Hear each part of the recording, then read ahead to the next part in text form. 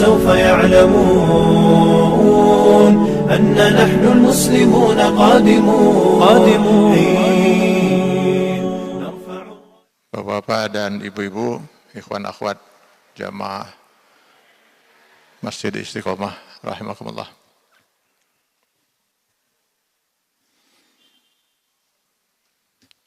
Kepada kita manusia, Allah Subhanahu wa taala sepenuhnya memberikan hak pilih.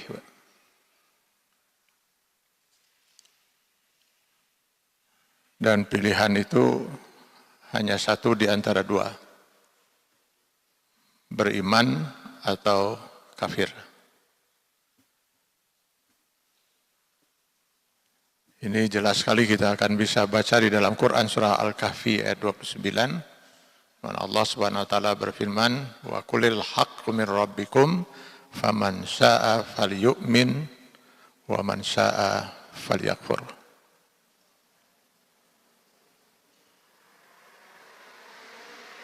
Pilihannya hanya satu di antara dua itu, mukmin atau kafir.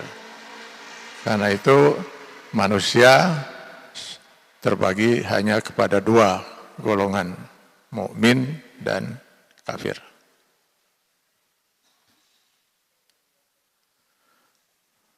Selama sekian puluh tahun saya mempelajari Islam, ya saya berkeyakinan seperti itu. Belum pernah saya menemukan satu dalil Quran ataupun sunnah yang memungkinkan ada kelompok ketiga gitu atau keempat misalnya rada mukmin atau agak kafir gitu. Jadi hitam putih itu manusia itu ya kalau mau beriman mukmin, kalau enggak ya kafir. Ya, tidak ada istilah alhamdulillah ya orang itu sudah rada mukmin. Oh, sayang betul ya, orang itu rada kafir sedikit. Gitu. Bahwa nanti mukmin ini ada tingkatannya, ada yang baru muslim. Ini biasanya diistilahkan oleh para ulama untuk orang-orang mukmin yang baru sebatas melakukan yang wajib, meninggalkan yang haram.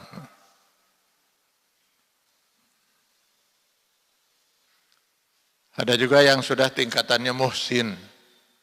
Nah, dia sudah tidak puas hanya dengan melakukan yang wajib, meninggalkan yang haram, tapi dia juga melakukan segala yang disunnahkan, yang dicintai oleh Allah. Meninggalkan segala yang dimakruhkan walaupun tidak diharamkan. Ada juga yang sudah istiqomah dalam keihsanannya itu ya disebut muttaqin. Itu tapi semua ini masuk dalam kelompok mukmin. Nah, kelompok kafir juga itu nanti ada macam-macamnya. Ada mulhid, ateis, sama sekali tidak meyakini adanya Tuhan. Ada yang malah musyrik, menyekutukan Tuhan. Ada kaum munafik. Dia sebenarnya kafir gitu, tapi pura-pura beriman. Nah, ini semua masuk kelompok kafir. Jadi manusia hanya terbagi dua itu. Kalau tidak mukmin, ya kafir. Karena nanti di akhirat juga Allah hanya menyediakan dua tempat, surga dan neraka. Surga tempat kekalnya orang-orang yang beriman, dan neraka tempat kekalnya orang-orang kafir.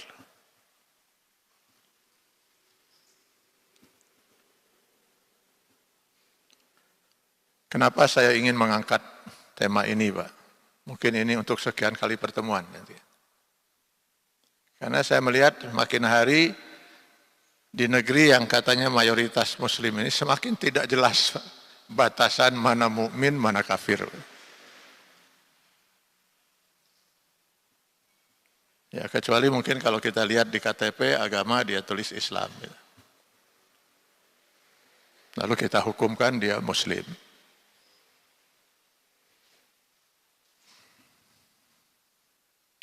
Tidak jelas lagi mana batasan mukmin dan kafir. Mal farqu bainal mu'min wal kafir. Kenapa? Karena fungsi Al-Quran, salah satunya diantaranya Al-Furqan, menurut hemat saya, ini tidak sampai Pak, secara utuh kepada umat. Di dalam Quran surat Al-Baqarah ayat 185, Allah menyatakan bahwa mengapa Allah menurunkan Al-Quran, itu fungsinya ada hudan linnas, wa bayyinati minal huda wal furqan. Al-Quran itu berfungsi sebagai petunjuk, sebagai hidayah, sebagai penjelasan terhadap hidayah itu, dan sebagai Al-Furqan, sebagai pembeda, pemisah, mana yang hak, mana yang batil, mana yang halal, mana yang haram, mana yang benar, mana yang salah, mana mukmin, mana kafir. Jadi harusnya dengan petunjuk Al-Quran setiap orang mukmin dengan mudah membedakan, oh ini mukmin, ini kafir, ini halal, ini haram.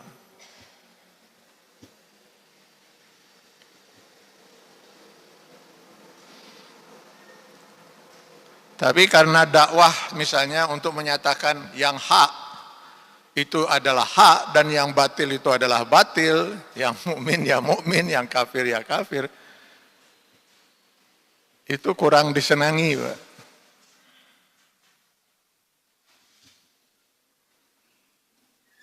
Maka cenderung dakwah kita ini pada umumnya, saya tidak mengatakan seluruhnya, menghindar, terutama pada fungsi Al-Quran sebagai Al-Furqan itu. Atau juga mungkin dia tidak siap kalau nanti dituduh sebagai kelompok takfiri. Ini sekarang ini ada orang-orang yang melemparkan isu gitu ya, bahwa ini orang ini atau kelompok ini adalah kelompok takfiri yang kerjanya mengkafir-kafirkan orang. Nah, biasanya ini muncul pernyataan ini dari orang yang berpotensi memang kafir menurut Allah. Beberapa tahun terakhir ini istilah takfiri ini dimunculkan oleh kelompok Syiah. Sehingga mereka yang menyatakan Syiah itu sesat, Syiah itu kafir, oh itu kelompok takfiri itu. Jadi majelis ulama yang sudah mengeluarkan fatwa tentang Syiah itu sesat dan kafir, maka orang-orang majelis ulama itu adalah kelompok takfiri menurut mereka. Anu tukang kafir-kafirkeun batur gitu. Kenapa mereka lemparkan isu itu? Supaya mereka bisa leluasa kan itu untuk menyesatkan umat Islam. Padahal tentu saja tugas para ulama untuk menyatakan itu berdasarkan Al-Quran, pemikiran orang-orang semacam ini adalah kafir.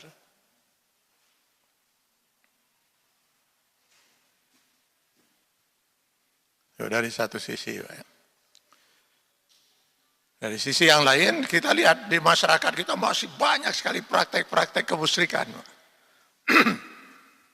yang dilakukan oleh mereka yang mengaku sebagai umat Islam.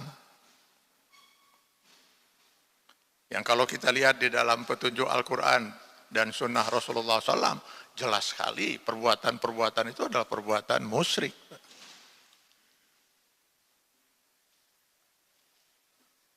Tapi nyaris tidak tersentuh dalam dakwah-dakwah kita, karena itu tadi. Beresiko betul kalau itu disentuh, akan banyak sekali yang merasa tersinggung. Ya daripada nanti tersinggung, ya sudah sajalah kita pilih tema yang lain. Gitu. Maka di masyarakat itu ada dikenal dakwah sejuk. Aduh itu Ustadz kalau berdakwah ya sejuk karena hati. Sehingga kalaupun saya banyak berbuat maksiat, tenang jadi bawaan teh. Coba diundang lagi lah itu Ustadz itu.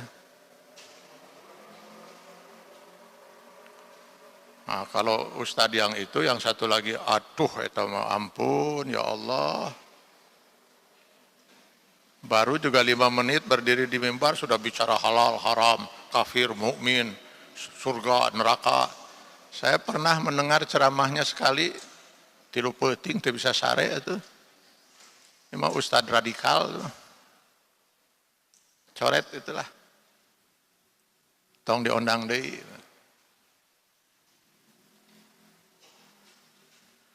Hingga sekarang Menteri Agama itu punya rencana itu ya, bahkan sudah mulai mau dijalankan itu untuk mengeluarkan sertifikat para dai. Jadi para dai itu harus punya sertifikat, yaitu dai-dai yang menurut mereka ini membawa kesejukan itu.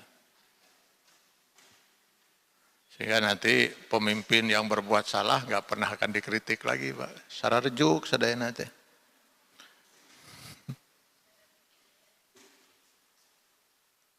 Jadi fungsi Al-Quran sebagai Al-Furqan, bahkan nama lain dari Al-Quran itu adalah Al-Furqan, pembeda, pemisah, itu sudah tidak jelas di mata umat Islam. Sehingga sangat mungkin kita, mungkin ya di antara hadirin, pernah menyolatkan seseorang yang meninggal dunia, padahal di mata Allah, orang yang disolatkan itu lebih iblis daripada iblis. Ayo kurang tadi disolatkan.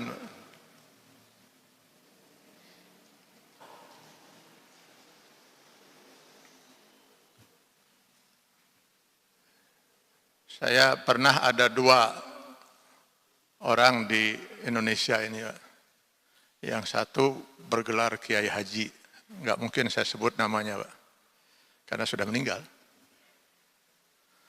Yang satu lagi dikenal sebagai cendekiawan Muslim. Ketika kedua orang ini meninggal dunia, banyak sekali, terutama yang kiai itu yang menyolatkan. Kalau saya sebut namanya, pasti tidak akan ada yang tidak mengenal. Saya pribadi, jangankan menyolatkan, mendoakan pun tidak. Karena saya yakin, berdasarkan Al-Quran dan As-Sunnah, yang disebut kiai ini, jauh lebih iblis daripada iblis.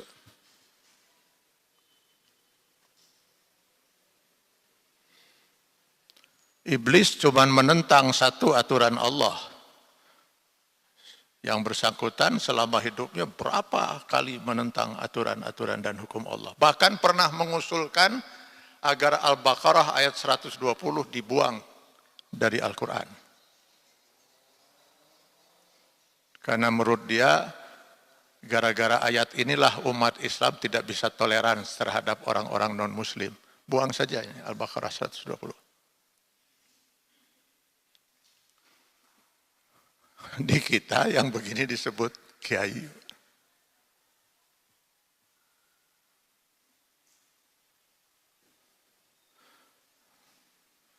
Dulu ada seorang cendekiawan Muslim, itu dikenal betul di Indonesia. Suatu ketika dia ingin menikahkan putrinya yang tinggal di Amerika dengan seorang pria Yahudi. Dan dia ingin pernikahan itu dilangsungkan di Islamic Center di Amerika. Tentu saja pihak Islamic Center Amerika menolak. Gimana ini pernikahan apa ini? Jelas sekali di dalam Al-Quran itu dinyatakan bahwa seorang wanita muslimah haram menikah dengan laki-laki non-muslim apapun agamanya. Tapi sang ayah, sang cendekiawan Muslim ini kekeh, Pak. Pihak Islamic Center Amerika juga kekeh, nggak mengizinkan. Akhirnya dia tetap menikahkan putrinya di sebuah apartemen. Dan dia sendiri bertindak sebagai wali dalam pernikahan itu. Yang begini di kita disebut cendekiawan Muslim. Makanya dugaan saya, iblis itu paling bingung di Indonesia, Pak.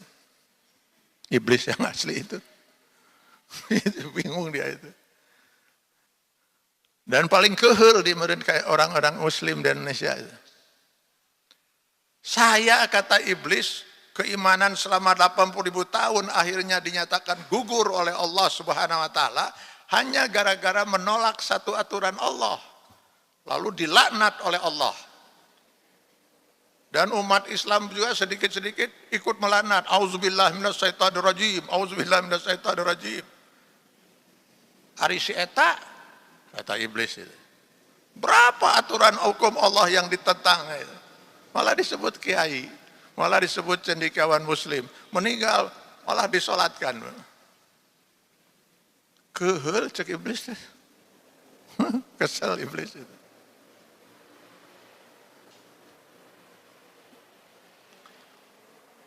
Maka dugaan saya sangat mungkin banyak ibu-ibu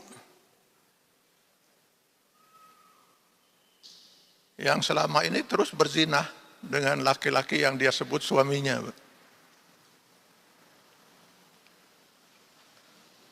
Karena sang suami itu sudah kufur menurut Allah. Menentang satu aturan Allah misalnya. Yang dengan demikian sebenarnya sudah gugur pernikahan itu.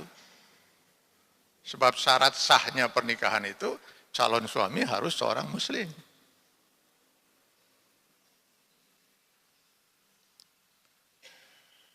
Jadi si istri itu sedang berzina, umur-umur jeung lalaki yang dia sebut suaminya itu.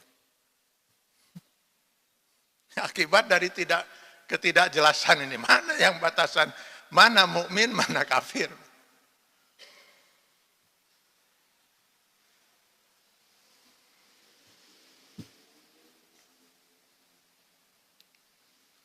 Pertanyaannya, apakah mungkin seorang yang mengaku mukmin itu kafir menurut Allah? Sangat mungkin, Pak. Silakan baca Quran surat Al-Hujurat ayat 14. Qalatil a'rabu amanna. Suatu ketika datang sekelompok orang-orang Arab Badui, Arab pegunungan, Pak, menemui Rasulullah SAW dan menyatakan keimanan mereka di hadapan Rasulullah SAW. Amanna, kami telah beriman. Rasulullah SAW sudah siap menerima keimanan mereka. Kenapa? Walaupun beliau itu seorang Rasul, tapi tetap saja beliau tidak bisa mengetahui apa yang ada dalam hati manusia. Karena yang maha mengetahui hati manusia hanyalah Allah, ya'lamu ma fil qulub.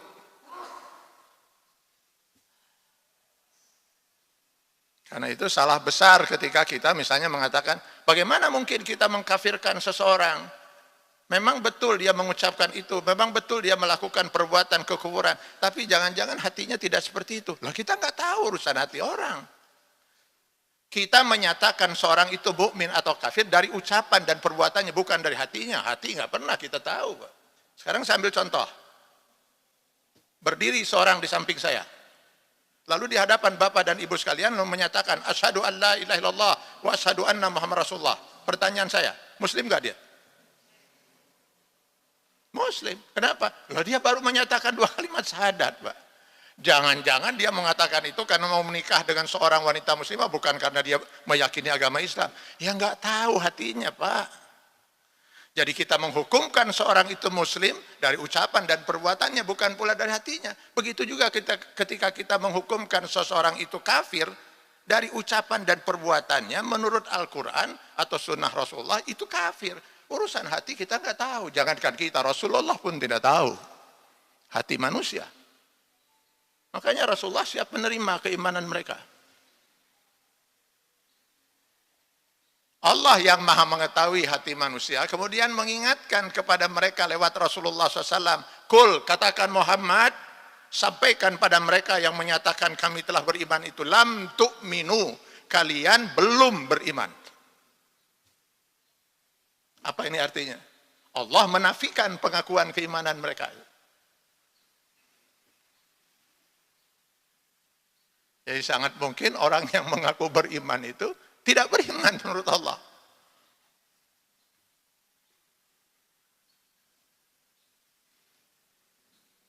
Oleh karena itu kata Allah Subhanahu wa taala, walakin qulu aslamna. Katakanlah bahwa kalian telah Islam. Nah, itu dengan ucapan seorang mengaku muslim. Urusan keimanan itu ada dalam hati. Kenapa? Walamma yadkhulul iman fi qulubikum. Karena keimanan belum lagi masuk ke dalam diri kalian. Allah menyatakan mereka belum beriman. Mulutnya menyatakan kami telah beriman.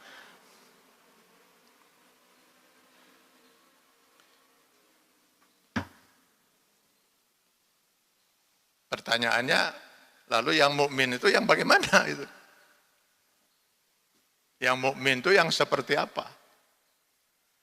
Allah langsung menjawab di ayat 15-nya, Pak. Masih di surat Al-Hujurat itu. Innamal mu'minuna allazina amanu billah wa rasulihi summa lam yartabu.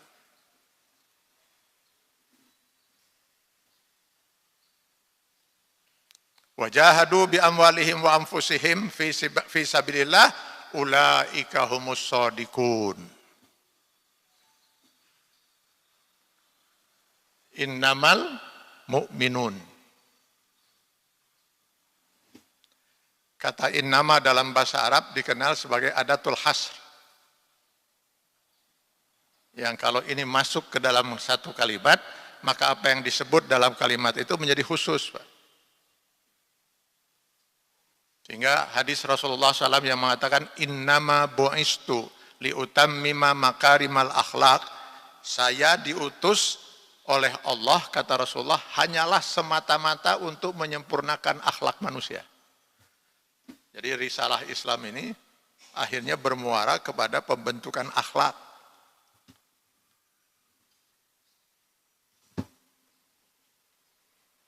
Baik akhlak manusia kepada Allah, akhlak manusia terhadap dirinya sendiri, akhlak manusia terhadap keluarga, terhadap masyarakat, akhlak manusia terhadap lingkungan, terhadap makhluk-makhluk Allah lainnya. Jadi risalah Islam itu risalah akhlak. Kenapa ada kata innama, Pak? Jadi ketika kata innama ini masuk ke dalam kata al-mu'minun dalam satu kalimat, innamal mu'minun, maka ini harusnya diterjemahkan dengan sesungguhnya orang-orang mukmin itu hanyalah semata-mata yang begini, yang akan dijelaskan oleh Allah dalam ayat itu.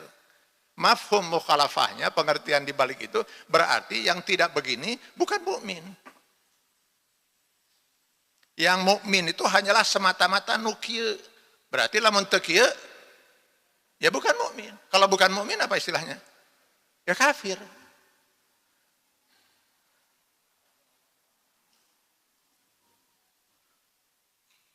Nah, siapa yang mukmin itu? Allazina amanu billah, mereka yang beriman kepada Allah. Beriman pada Allah berarti beriman kepada 6666 ayat Al-Qur'an firman-Nya. Wa rasulihi, dan beriman kepada Rasul. Beriman pada Rasul berarti beriman pada sekian ribu hadis-hadis yang sudah disepakati oleh para ulama memang benar itu hadis bersumber dari Rasulullah SAW. Summa lam yartabu, lalu dia tidak ada keraguan sedikit pun, tidak ada keraguan terhadap satu ayat pun, bahkan satu kata pun dalam firman Allah atau hadis. Khusus dalam Al-Quran di awal Al-Baqarah Allah menyatakan zalikal kitabul la raiba fi. Quran itu tidak boleh ada keraguan.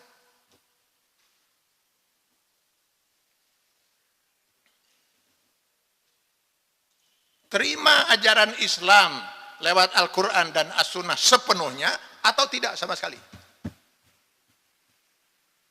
Seperti saya katakan di awal, tidak ada istilah rada mukmin, Pak, rada kafir.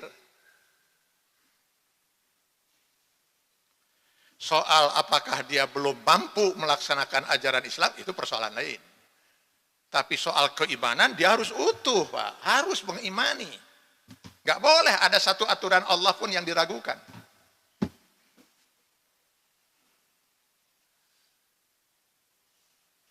Bagaimana kita menghukumkan seseorang itu kafir? Sementara dia masih beriman kepada Allah dan melaksanakan sebagian syariat Allah. Sholat dia laksanakan, saum dia kerjakan, haji geus 3 kali.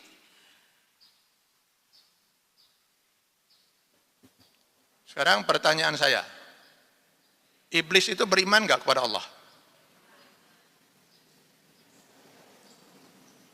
Saya yakin betul Pak, keimanan iblis kepada Allah jauh di atas kita Pak. Kenapa? Bapak Ibu pernah berdialog dengan Allah? Pernah melihat Allah? Iblis berapa kali berdialog dengan Allah? Baca Al-Quran. Berdialog langsung dengan Allah Pak. Jadi kalau sekarang banyak orang-orang yang sesat di dalam mengimani Allah, lalu dia menganggap itu sebagai Tuhan, lalu disembah-sembah gitu kan, batu disembah dan sebagainya, atau menganggap Tuhan itu punya anak, punya cucu dan lain sebagainya. Iblis tidak mungkin sampai sesat ini. Keimanan iblis itu. Loh, iblis tahu persis kalau Allah itu tidak punya anak. Ya, iblis berdialog langsung dengan Allah Pak. Wajarlah kalau iblis dengan keturunannya itu sempat hidup dalam keimanan selama 80.000 tahun Pak. Lalu kenapa akhirnya iblis itu dilaknat? Hanya karena mengkufuri satu aturan Allah. Disuruh sujud kepada Adam, menolak. Dan menolaknya itu bukan karena malas Pak. Karena dia yakin bahwa aturan Allah yang satu ini salah. Khalaqtani min nar wa khalaqtahu min tin. Kau ciptakan aku dari api, sedangkan kau ciptakan manusia dari tanah. Dari bahan ciptaan jelas saya lebih mulia. Harusnya manusia yang diciptakan dari bahan tanah yang sujud hormat kepada kita. Allah dibalik itu ya Allah, aturan dari Allah. Allah dianggap membuat aturan yang salah. Pira aku kafir Pak.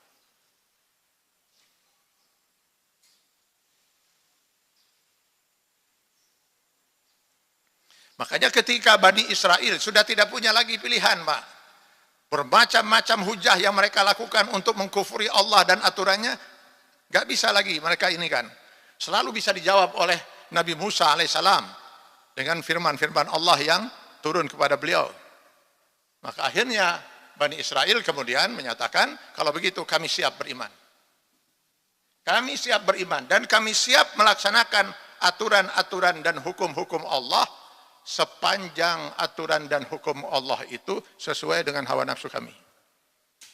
Jadi kalau nanti ada aturan dan hukum Allah yang tidak sesuai dengan logika kami, dengan akal dan perasaan kami tidak akan melaksanakannya. Jadi mereka ingin memilah-milah aturan Allah, mana yang cocok dilaksanakan, yang tidak cocok mereka tinggalkan. Turun Al-Baqarah 85. Afatu'minuna bi ba'dil kitab wa takfuruna bi ba'd? Adakah dengan demikian kata Allah kalian akan mengimani sebagian aturan Allah lalu mengkufuri sebagian aturan Allah lainnya? Ya tidak bisa kata Allah. Imani seluruh aturan Allah atau kufur sama sekali. Allah enggak bisa membiarkan manusia mengimani Allah dan mengkufuri juga Allah.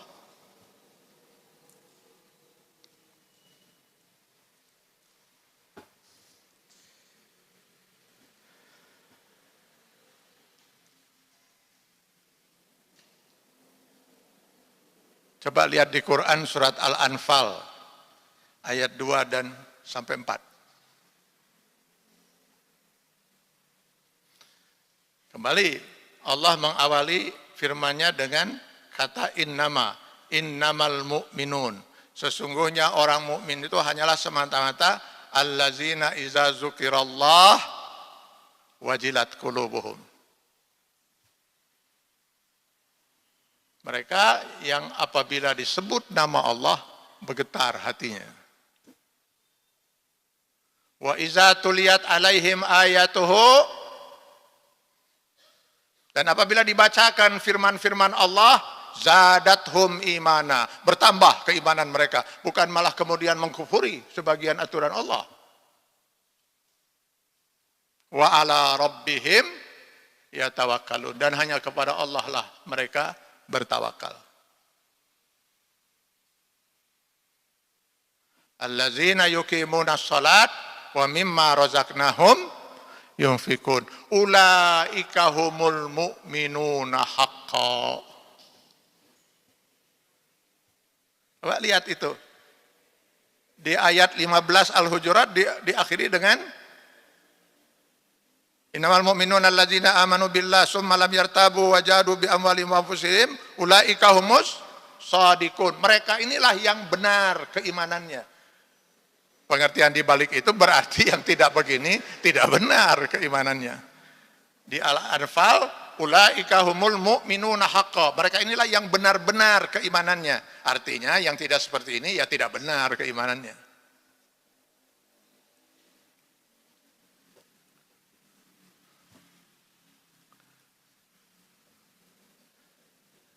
Saya pernah bertanya pada teman dekat saya, Pak. Saudara, saya bilang, saudara kalau disebut nama Allah, bergetar enggak hati? Ente cina biasa-biasa we gitu. Kalau begitu saya bilang, saudara harus mempertanyakan pada diri saudara gitu. Apakah saudara termasuk orang yang beriman? Kata Al-Quran, orang mukmin itu hanyalah mereka yang kalau disebut nama Allah bergetar hatinya. Pernah juga ada seorang saya tanya, gimana, Anda bergetar nggak hati kalau mendengar nama Allah? Bergetar, saya mah bergetar pisan. Seperti apa bergetarnya itu?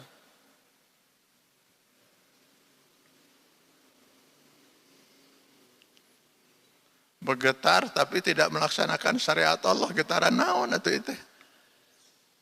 Bukti bahwa dia bergetar hatinya kalau disebut nama Allah, dia langsung teringat dengan syariat Allah dan siap untuk melaksanakan aturan dan hukum Allah itu. Itu getaran itu.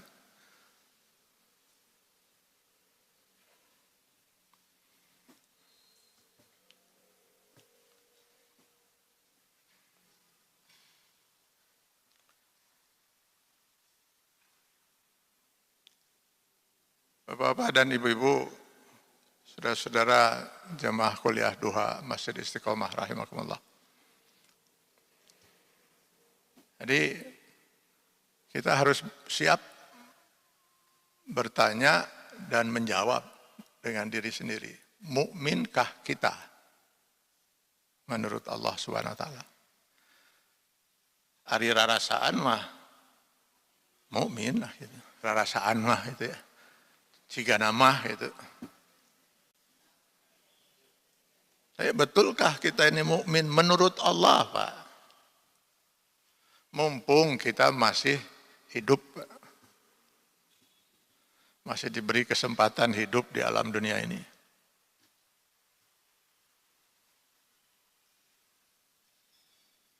Sebab ini mukmin dan tidak mukmin ini hal pertama yang akan menentukan selamat atau tidaknya manusia. Wal asri innal insana lafi khusrin illal ladzina amanu. Keimanan ini syarat pertama untuk manusia itu terhindar dari lafi khusrin.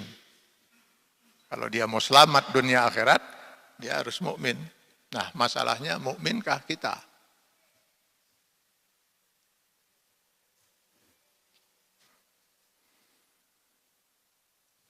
Orang yang mukmin dengan sendirinya dia akan muslim. Itu bukti bahwa dia mukmin itu, maka dia akan muslim. Mukmin itu orang yang beriman, muslim itu orang yang berislam. Islam itu noun, kata benda, Pak. Isim. Kata kerjanya dari aslama. Aslama itu artinya berserah diri. Orang yang beriman kepada Allah, dia mengaku beriman kepada Allah, maka dengan sendirinya dia menyerahkan dirinya itu untuk diatur sepenuhnya hidupnya oleh Allah Subhanahu wa taala. Nah, itu orang muslim. Itulah orang mukmin.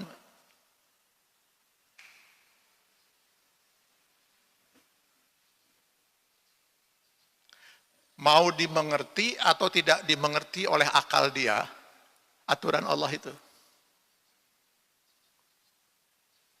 Karena dia beriman bahwa Allah lah yang maha tahu, maka dia mentaati semua aturan Allah. Walaupun dia tidak memahami kenapa ada aturan seperti itu. Itu ciri orang yang muslim. Dia berserah diri kepada Allah karena dia beriman kepada Allah Subhanahu wa taala.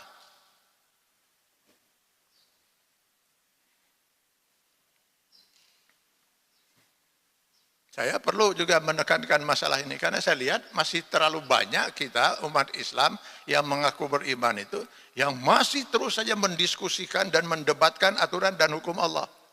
Kenapa aturan Allah kudu kieu? Nah, kudu kitu. Kunaon teu kieu? Kunaon teu kitu? Apa itu definisi khamar? Berapa persentase alkoholnya? Terus apa definisi teler?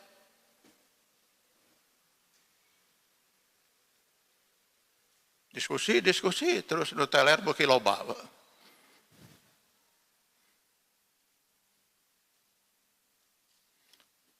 Di zaman Rasulullah SAW nyaris tidak ada diskusi seminar seperti itu.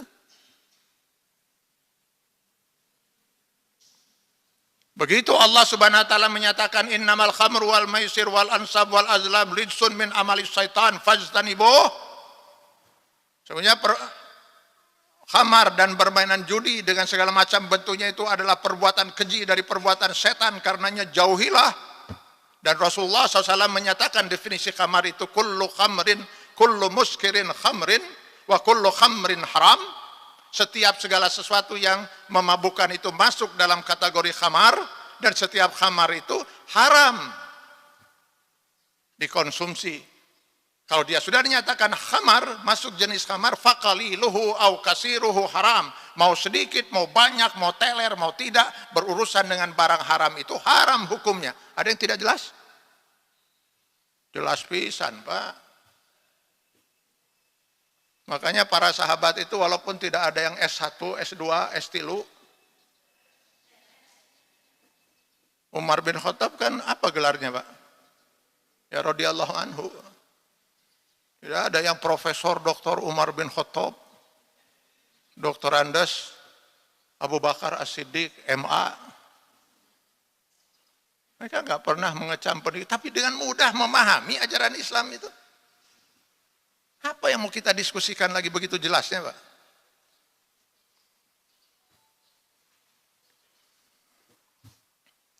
Saya tadi menyatakan bahwa saya mempelajari Islam sampai puluhan tahun, Pak. Tapi bukan berarti saya menguasai sepenuhnya ajaran Islam loh. Kalau dibanding dengan para ulama, terutama para mujtahid ya. Wah, seingat seberapa persen dari ilmu saya. 5% juga mungkin udah alhamdulillah. Tapi Pak, walaupun ilmu keislaman saya cuma sedikit, insya Allah saya sanggup menjawab semua pertanyaan Bapak dan Ibu sekalian. Sok, Bapak Ibu mau nanya naon?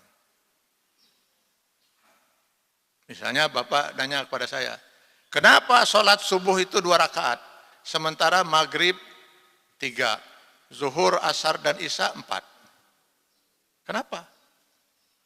Maka jawaban saya, karena Allah menyatakannya seperti itu. Titik.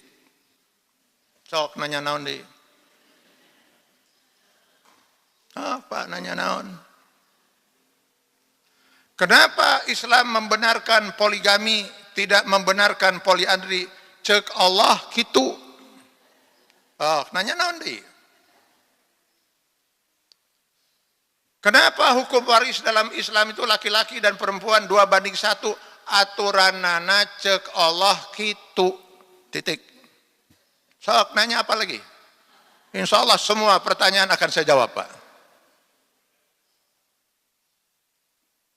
Saya beriman kepada Allah, semua aturannya pasti benar. Mutlak benar. Reka harti, teka harti oleh akal kita. Orang yang masih mempertanyakan itu berarti ada masalah di keimanannya, Pak.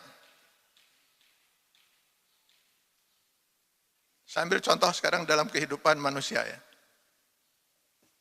Ketika saya sakit, kemana saya pergi, Pak? Ke dokter. Kenapa kalau saya sakit, saya pergi ke dokter? Karena urusan penyakit, saya hanya beriman. Saya pinjam istilah iman ini dalam bahasa ya, percaya, yakin kepada dokter. Dan Allah memerintahkan kepada saya di dalam Al-Quran, fas'alu ahla dzikri in kuntum la ta'lamun. Bertanyalah kepada orang yang punya ilmunya jika kamu tidak tahu. Yang menguasai ilmu masalah urusan penyakit, dokter. Maka saya pergi ke sana. Tok, tok, tok, tok. Assalamualaikum, dok. Waalaikumsalam, kata dokter. Dok, saya sakit. Ya, tentu saja, kata dokter. Sebab kalau tidak sakit, ngapain ke sini? Kan saya datang ke tempat prakteknya dokter. Pasti nukadinya nugar ring, Pak. Baik, kata dokter, masuk. Sakit apa? Kata dokter. Justru saya ke sini itu karena ingin tahu, dokter. Saya itu sakitnya apa? Andai kata saya sudah tahu, saya nggak perlu ke sini. Dialog ini sudah nanti mulai mendekati urusan iman dan Islam, Pak. Baik, kata dokter, buka baju. Buka. Kaos, buka. Buka. Baring, saudara. Baring saya. Tarik napas, saudara. Tarik. Tahan ke saya teh. Terus mengap-mengap, saya ditahan, ada can ngomong lepas gitu ya. Tahan. Dia terus saya kekituan. Buka mulut. Buka saya. Keluarkan lidah. Keluarkan. Tidak pernah saya bertanya mengapa, Pak. Buka mulut. Kenapa saya harus buka mulut, dok?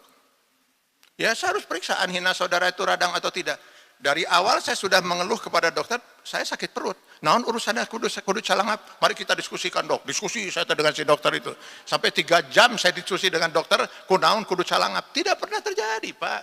Dengarti saya kudu calangap. Calangap saya mah. Kenapa? Saya percaya kepada dokter itu. Baik, kata dokter, ini hanya radang saja di anhina saudara. Jadi saya harus bagaimana, dok? Minum obat. Nanti saya tuliskan di sini ada antibiotik yang harus habis. Baik, dok. Ikuti nanti aturan saya. Di resep saya akan tulis. Baik, dok. Saya ambil resep itu, saya tebus di apotek. Begitu keluar dari apotek, ada seorang pria yang saya tidak kenal. Tiba-tiba manggil saya. Pak Kadir, ada apa, Pak? Buka mulut. Keluarkan lidah. Tarik napas. Loh, saya nggak akan Islam, Pak. Nggak akan tunduk, nggak akan patuh. Loh, saya tidak kenal. Boro-boro yakin kenal gente. Lalu saya tanya, Bapak siapa? Saya tukang bakso di dia. Terus naon urusan anak saya kudu calangap? Apa urusannya saya harus buka mulut dan sebagainya? Kalau tadi saya mengikuti karena saya yakin dia dokter, Pak. Jadi saya Islam tunduk dan patuh itu karena yakin. Yakin tidak? Sampai di rumah saya ikuti aturan itu. Ini yang tablet diminum 3 kali 1 setengah jam sebelum makan. Yang kapsul diminum 3 kali 2 setengah jam setelah makan. Saya minum. Ketika orang di rumah bertanya, kenapa Anda memakan dan meminum obat-obat ini? Dokter memerintahkan saya. Titik. Kenapa ini 3 kali 1, yang ini 3 kali 2, ini setengah jam sebelum makan, ini setengah jam sebelum makan. Cek dokter gitu. Nyakunaun teuing. Saya selama sekian puluh tahun ini entah seberapa puluh kali saya berurusan dengan dokter dan rumah sakit, Pak. Entah berapa macam obat pernah saya minum, Pak. Tapi jangan pernah Bapak Ibu bertanya obat apa yang pernah saya minum. Lupa lagi namanya, Pak. Saya minum saja, boro-boro tahu apa hikmahnya obat itu, Pak. Saya minum saja karena percaya kepada dokter. Padahal dokter ini mungkin salah memberi resep. Mungkinkah Allah yang maha tahu ini memberi resep yang salah? Al-Quran 6.666 ayat plus sekian ribu hadis ini resep dari Allah untuk mereka yang ingin selamat dunia dan akhirat. Terima aturan ini dan laksanakan, pasti selamat. Nggak perlu banyak bertanya-tanya, Pak.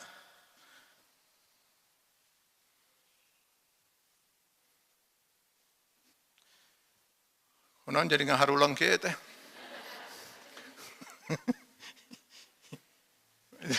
Mukminkah kita? Muslimkah kita?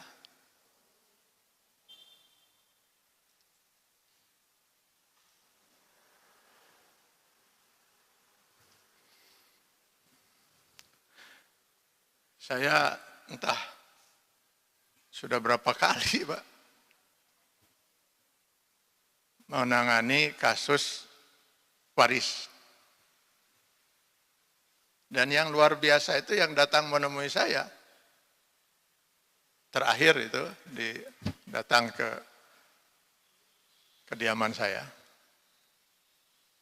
Kalau nggak salah 7 orang atau 6 orang, saya lupa itu. Satu keluarga. Perempuannya 4, laki-lakinya 3 atau 2 kalau nggak salah. 6 orang. Mau minta fatwa dari saya tentang waris. 3 orang diantaranya saya kenal. Kenapa? Lo aktivis di majelis taklim. Si ibu itu kalau saya datang ke majelis taklim, saya kenal wajahnya. Kebanyakan yang di sini juga saya kenal juga, Pak. Bapak-bapak apalagi, Pak. Ini saya kenal ini. Ada ceramah di mana? Iya, ada ayah, Pak. Nanti ceramah kemana? Iya deh, gitu, Pak.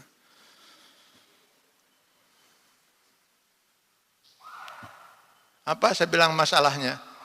Ayah saya almarhum meninggal dunia sudah.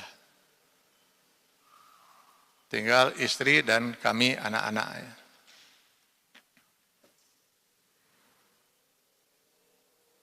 Tapi kami mau bagi-bagi waris dari almarhum. Oh, saya bilang, saya kira tadinya masalahnya ruwet gitu ya.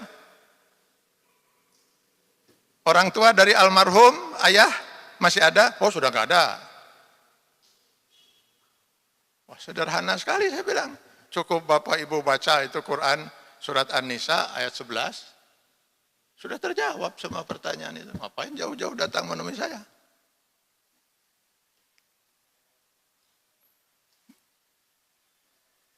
Bahwa kalau almarhum meninggalkan istri dan anak-anaknya itu ada laki-laki, maka saudara kandung, saudara sebapa, saudara seibu terhalang semua. Jadi ahli waris cuma istri dan anak-anak. Sederhana sekali saya bilang dalam Al-Quran itu. Istri karena punya anak almarhum, maka istri mendapat 1/8. Yang 7/8 dibagi 6. Di mana laki-laki mendapat 2 bagian. Berarti sekarang harta dibagi 8 kan. Yang laki-laki masing-masing, yang 2 orang itu masing-masing mengambil 2/8 kali 7/8. Sisa harta yang wanita mengambil 1/8 kali 7/8. Sederhana sekali.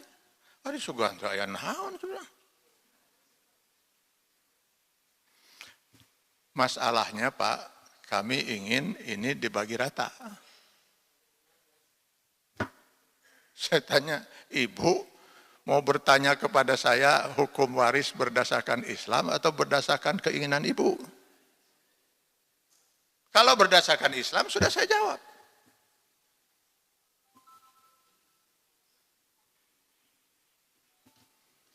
Nah, setelah terdesak seperti itu, si ibu kemudian mengeluarkan secari kertas, Pak.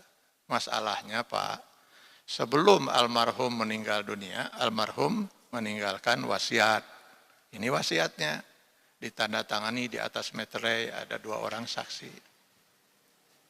Di mana isi wasiat itu, nanti kalau saya meninggal dunia, hendaknya harta waris dibagi rata antara anak yang laki dan anak perempuan. Wasiat dari almarhum.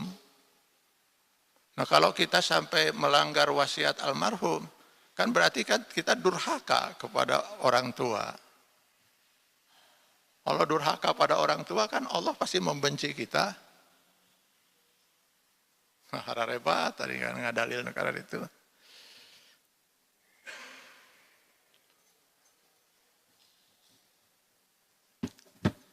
Akhirnya saya tanya, Ibu, Bapak, saya bilang, Bapak-bapak dan ibu-ibu ini mencintai almarhum ayah? Oh sangat Pak. Ingin almarhum di alam barzah itu tenang gitu. Ya inginlah Pak. Sobek itu wasiat saya bilang. jojoek eta wasiat, buang di tong sampah.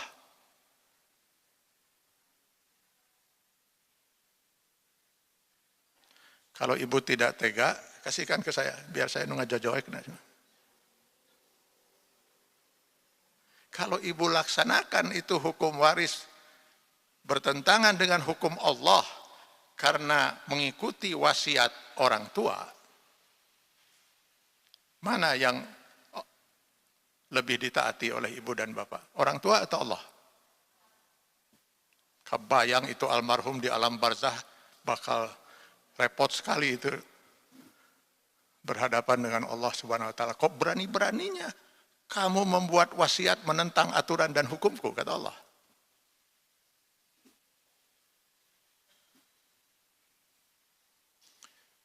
Ketinggali masih kena ngahulang. Sekarang gini, katakanlah wasiat almarhum itu ternyata bukan satu poin.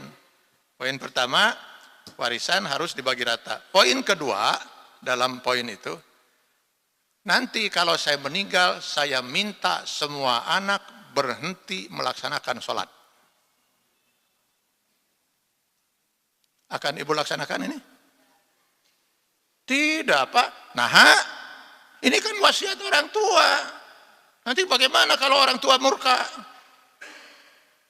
Yang nggak bisa lah, Pak. Ini kan bertentangan dengan aturan Allah. Sholat itu kan wajib.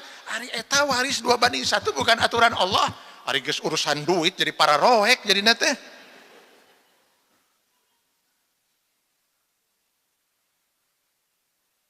Ya. Ini salah satu contoh. Bagaimana kita sudah terjebak gitu ya. Ini yang ketawa pasti iblis, Pak.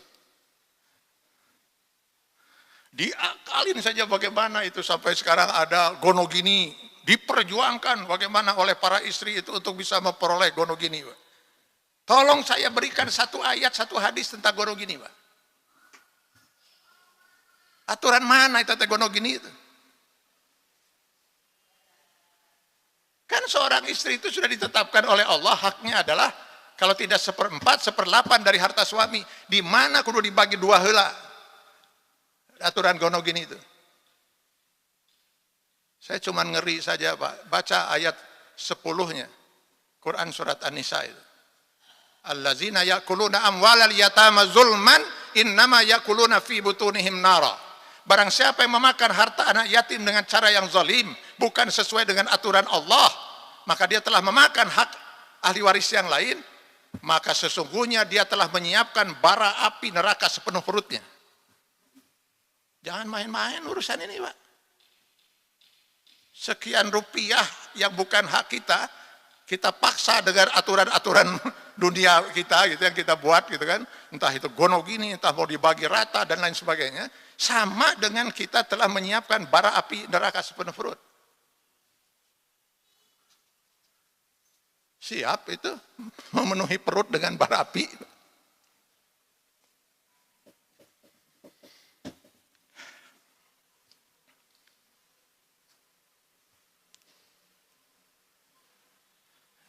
Resepi menisara repi gitu.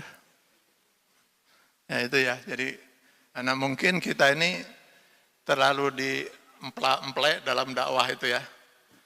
Terlalu itu tadi yang dakwah sejuk-sejuk itu.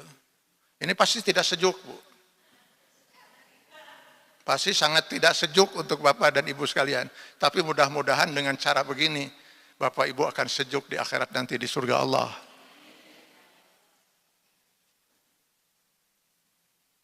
Katakanlah yang hak itu ya hak, yang batil batil.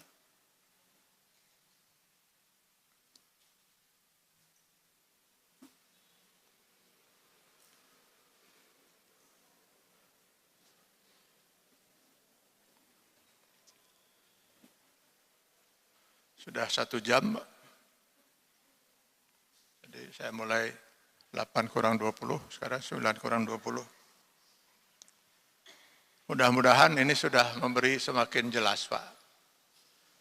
Saya ini mukadimah. Ini yang saya sampaikan ini mukadimah tentang gugurnya keimanan dan keislaman seseorang yang mengaku muslim. Yang ini kalau nanti kita bahas, Pak, ada banyak sebenarnya fenomena yang bisa menggugurkan keimanan dan keislaman seseorang.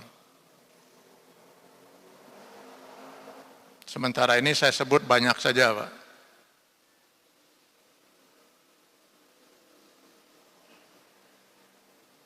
Karena masing-masing para ulama ada yang menyebutnya 20, ada yang mengatakan kurang dari itu dan lain sebagainya. Nanti kita coba bahas satu demi satu, Pak. 20 fenomena yang dapat menggugurkan keislaman seseorang. Cuman memang sayangnya di Istiqomah ini perjumpaan kita hanya sebulan sekali. Mudah-mudahan tidak lupa gitu ya. Kebetulan saya sedang membahas hal ini juga. Dulu pernah saya bahas 16 tahun yang lalu di kajian saksiyah di Al-Fajar. Sabtu rutin itu jam 10 sampai dengan zuhur. Usia kajian ini sudah 16 tahun, Pak. Sudah dihitung-hitung sudah 800 sekian puluh kali pertemuan. 3 tahun pertama kita bicara akidah ini. Karena ini fondasi, Pak. Yang kalau di dalam Quran surat Ibrahim 24-25 itu, akidah itu diibaratkan akar pada sebuah pohon. Wa amilus solihat dalam bentuk hablum minallah hablum minannas itu dahan, ranting, dan buah dari pohon itu. Maka kita nggak perlu bicara buah, bahkan dahan dan ranting. Nggak perlu kita bicara itu kalau akar sudah tidak ada. Dan mual pasti mual buahan. Bahkan bertahan hidup pun pohon itu mustahil. Maka keimanan itu ditamsilkan oleh Allah di Ibrahim 24 itu seperti akar pada sebuah pohon. Kalau akarnya sudah tidak ada, ya sudah, pohon itu sudah tidak ada. Percuma saja, sholat, saum, haji, dan sebagainya. Kalau akidahnya sudah rusak. Nah, akidah itu rusak tidak harus seluruhnya. Satu sekecil apapun dia sudah tidak mukmin lagi di mata Allah. Akar itu dianggap sudah rusak.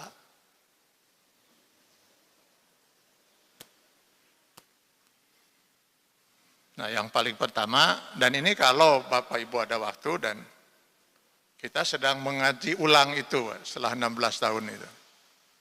Kita sudah mulai lagi kaji ulang itu, tafsirnya kita tunda dulu sementara. Karena saya melihat ya semakin luar biasa itu. Kekufuran itu terjadi dalam kehidupan umat yang katanya mayoritas penduduk negeri ini. Termasuk kemusyrikan. Dan ini poin pertama, kemusyrikan yang sedang kita bahas. Berapa banyak kita lihat sekarang umat Islam yang terus melakukan praktek kemusyrikan. Jangan-jangan mereka nggak sadar. Mudah-mudahan mereka nggak sadar. Mudah-mudahan Allah memaafkan karena ketidaktahuan mereka. Tapi berapa banyak dosa kita yang membiarkan mereka melakukan itu semua. Jelas musyrik itu mah.